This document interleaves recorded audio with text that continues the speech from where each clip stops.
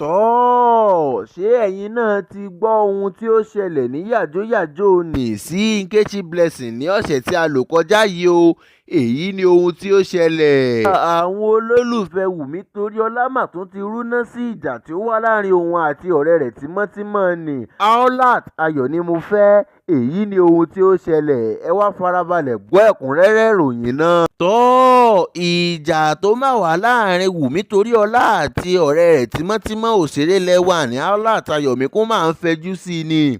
Ó ti wá farahàn báyìí wípé ọ̀pọ̀lọpọ̀ ìjà tí ó máa ń wáyé láàrin àwọn òṣèré lẹ́wà, àwọn olólùfẹ́ wọn ló máa ń dá èyí tí ó pọ̀jù nínú rẹ̀ sílẹ̀ o, nítorí iṣẹ́ tí wọn kò rán wọn ni wọ́n máa ń jẹ́ lọ́pọ̀ ìgbà, tí wọ́n sì ṣe àtìlẹ́yìn fún ẹni tí wọ́n bá jà tàbí ẹni tí wọ́n rí pé àárín wọn kò gún régé dáadáa mọ́.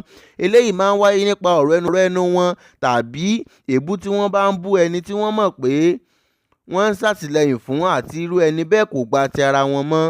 Ó ti ṣẹlẹ̀ o, àwọn olólùfẹ́ òṣèré lẹ́wà ní Wùnmí Toríọlá ni ó tún dá wàhálà míì sílẹ̀ láàrin òun àti ọ̀rẹ́ rẹ̀ tímọ́tímọ́ ní ìgbà kan, ṣùgbọ́n tí tírélà ńlá ti gba àárín wọn kọjá báyìí. Aolat Ayonimofe ni ó ṣẹ̀ṣẹ̀ gbé fíìmù kan jáde tí ó rọ àwọn olólùfẹ́ rẹ̀ láti bá a wò. Ọmọbìnrin kan sì ti jáde síta tí orúkọ rẹ̀ ń jẹ́ Abíọ́lá, tí ó sì jẹ́ wípé olólùfẹ́ Wùnmí Toríọlá ni ọmọbìnrin náà, tí ó sì kọ ọ̀rọ̀ burúkú tí àwọn ènìyàn ti tìtorí rẹ̀ máa bú, tí àwọn mìíràn sì ń gbé e ṣépè lábẹ́ fọ́nrán tí Aolat gbé jáde wípé kí òun àti ọ̀rẹ́ rẹ̀ bọ́ síta kí wọ́n lọ wo fíìmù yẹn fúnra wọn.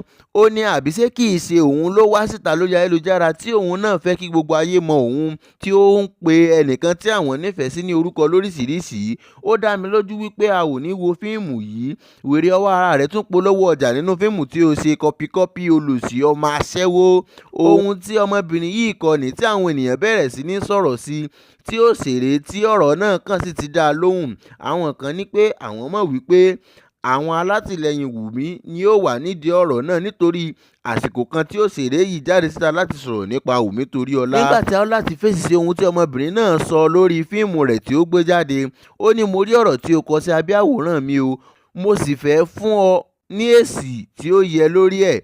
Lákọ̀ọ́kọ́ náà jẹ́ kí n sọ fún ẹ kó yé ẹ wípé o kì í ṣe Ọlọ́run o, mo sì fẹ́ kí o mọ̀ wípé àwọn ènìyàn máa wo fíìmù yìí bí ó ti tọ́ àti bí ó ti yẹ o lágbára Ọlọ́run. Lọ́nà kejì, mo ṣẹ̀ṣẹ̀ sí ìkànnì mi ò sì retí kí ìyanu kíákíá kó ṣẹlẹ̀. Ohun tí ó dá mi lójú ni pé ohun tí mo bá fi òògùn ojú mi ṣe, Ọlọ́run yóò fi ìbùkún sí i. Bẹ́ẹ̀ ni ó tún wí pé tí ẹni tí ó jẹ́ alátìlẹyìn rẹ̀ kò bá ṣe òun, òun kò ní pàápàá jáde síta láti wá bú. Ó ní ènìyàn tí kì í ṣe báyìí lòun sàn láàrin lọ́rọ̀ òun, ibi tí òun bá ń lọ òun ń lọ. Bẹ́ẹ̀ ló ṣàlàyé fún ọmọbìnrin tí ó ń bú, tí ó sì fi ẹnu sátà fíìmù rẹ̀ tí wípé kò ní tà, pé kò sí níbẹ̀ ní ìgbà tí ìyá òun bí òun, kò mọ̀ nípa ògo òun, kò sì lè sọ ohunkóhun nípa àyànmọ́ òun. Òṣèré yìí ní dípò kóun máa bá a rojọ́, fíìmù òun ni òun yóò kọjú mọ́. Lẹ́yìn náà ló wá gbàdúrà sí Ọlọ́run lórí fíìmù tí ó gbé síta náà. Ọ̀pọ̀ àwọn ènìyàn tí ohun tí ọmọbìnrin tí ó ṣépè fún Aolat Ayonimofe ni wọ́n bú, tí wọ́n sì ń bu ẹnu àtẹ́ lu ohun tí ó ṣe náà wípé báwo ni ẹ ṣe máa sọ ọ̀tá ọ̀rẹ́ yín di ọ̀tá yín. Ó ní tẹ́ni tí òun gbìjà yìí gan-an kò ránṣẹ́. Bẹ́ẹ̀ ni ẹnìkan tí ó pe ara rẹ̀ ní Ọlámídé tún sọ wípé òun ò mọ ìdí tí àwọn ènìyàn fi máa ń sọ ọ̀tá ọ̀rẹ́ wọn di ọ̀tá wọn, nítorí ẹnìkan ló ṣe ń ro nǹkan burúkú sí ẹlòmíì. Kí ló dé tí o kò lè sọ igbá tiẹ̀ kó o máa wo àwọn tí ó ń jà? Àwọn mìíràn tún wípé fún ti ọmọbìnrin yìí sọ àwọn yóò lọ wo fíìmù náà. Bẹ́ẹ̀ ni àwọn òṣèré ẹlẹgbẹ́ rẹ̀ ti ń gbàdúrà fún pé fíìmù náà yóò bọ́jà. Tí ẹ kò bá sì gbàgbé, àìpẹ́ yìí ni Aolat Ayonimofe, ọ̀kan lára àwọn òṣèré lẹ́wà ní, jáde síta tí ó sì ní ènìyàn burúkú ni Wùnmí Toríọlá, àti pé wọ́n bá ń dárúkọ lára àwọn ènìyàn tí ó dára, Wùnmí Toríọlá kò sí lára wọn rárá. Ó ní Wùnmí ṣe òun nítorí tí òun bá ń bá ènìyàn ṣe ọ̀rẹ́, òun máa ń bá a ṣe tọkàntọkàn ni. Òṣèré yìí ní pẹ̀lú bí òun àti Wùnmí ò ṣe bára wọn sọ̀rọ̀ nígbà náà, àwọn mọ̀lẹ́bí òun bíi 60 lòun sanwó láti lọ wo fíìmù rẹ̀ Queen Latifah tí Wùnmí Toríọlá ṣe. Nígbà náà ló sọ pé òun máa lu Wùnmí dáadáa, òun kò sì bẹ̀rù rẹ̀ rárá, wípé kódà tí wọ́n bá bí Wùnmí dá kó jáde síta nítorí ó ṣe òun gan. Ohun tí Aolat Ayonimofe sọ nígbà náà nìyí tí ó bí àwọn olólùfẹ́ Wùnmí Toriola nínú, tí ọmọbìnrin kan fi jáde síta wípé kí òṣèré yìí àti àwọn mọ̀lẹ́bí rẹ̀ lọ wo fíìmù tí ó ṣẹ̀ṣẹ̀ gbé jáde fúnra wọn, wípé kò ní bá a wò nítorí bí ó ṣe jáde síta tí ó bú Wùnmí Toriola.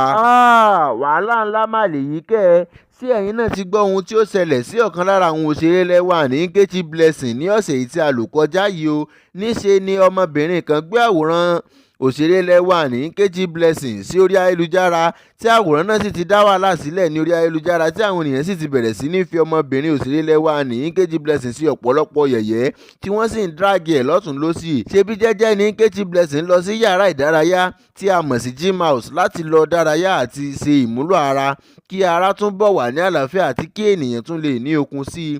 Ṣe ní Nkechi Blessing lọ sí ibẹ̀ o láti ṣe ìmúlò ara níbi tí ó ti máa ń ṣe é tẹ́lẹ̀tẹ́lẹ̀, ṣùgbọ́n ní ọ̀sẹ̀ yìí tí ọmọbìnrin náà lọ sí yàrá ìdárayá gẹ́gẹ́ bí ó ṣe máa ń lọ, tí ó sì jẹ́ wípé yàrá ọ̀tọ̀ wà fún àwọn obìnrin. Ṣe ni ọmọbìnrin kan lára àwọn obìnrin tí àwọn náà wá fún ìmúlò ara náà ya àwòrán òṣèré lẹ́wà ní Nkechi Blessing ní àìmọ̀, tí ó sì gbé sí orí ayélujára, tí àwòrán náà sì ti dá wàhálà sílẹ̀ nítorí bí àwòrán náà ṣe rí, tí àwọn ènìyàn sì kọ sí abẹ́ àwòrán náà wípé kàkà kí ọmú rẹ̀ tóbi ṣe ni kò ń tóbi. Àwọn mìíràn tún rẹ́rìn sí abẹ́ àwòrán náà, tí àwọn mìíràn sì tún wípé èyí burú jáì, pé kí ló dé tí ó jẹ́ wípé àwọn ènìyàn kò lè bọ̀wọ̀ fún privacy ènìyàn náà, tí ó jẹ́ pé gbogbo nǹkan náà ni wọ́n fẹ́ máa ń gbé sí orí ayélujára.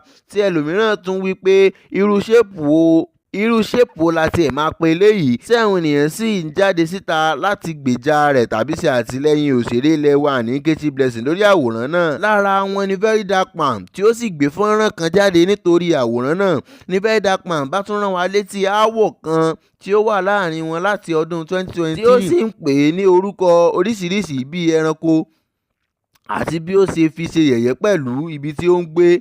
Báyìí Very Dark Man náà ti wá gbẹ̀san padà o, tí ó sì bẹ̀rẹ̀ sí ní fi Nkechi Blessing ṣe yẹ̀yẹ́ ní gidigidi, tí òun náà sì fi wé ẹranko kan tí ó ní ikùn. Bẹ́ẹ̀ ni ó tún sọ̀rọ̀ lórí bí Nkechi Blessing ṣe polówó ìpara kan tí ó polówó nígbà náà tí kò sì ní NAFDAC number. Èyí ni ohun tí ó dá ìjà wọn sílẹ̀ o, tí Nkechi Blessing sì pariwo òun síta, tí àwọn ènìyàn sì ń dráàgì òun náà lọ́tùn lósì lórí ọ̀rọ̀ tí òun sọ nígbà náà. Níbi tí Very Dark Man fi ọmọbìnrin òṣèré lẹ́wà ní ṣe yẹ̀yẹ́ dé, ṣe ni ó ní òun ṣetán láti fún ọmọbìnrin tí ó ya àwòrán òṣèré yìí ní 500,000 pé inú òun dùn pẹ̀lú àwòrán náà. Níṣe ni àṣírí tí òṣèré náà gbé sí orí ayélujára rẹ̀ wípé ìwọ ọmọbìnrin tí ó ṣe èyí, báwo ló ṣe wá rí ní ara rẹ nígbà tí ó ṣe tán.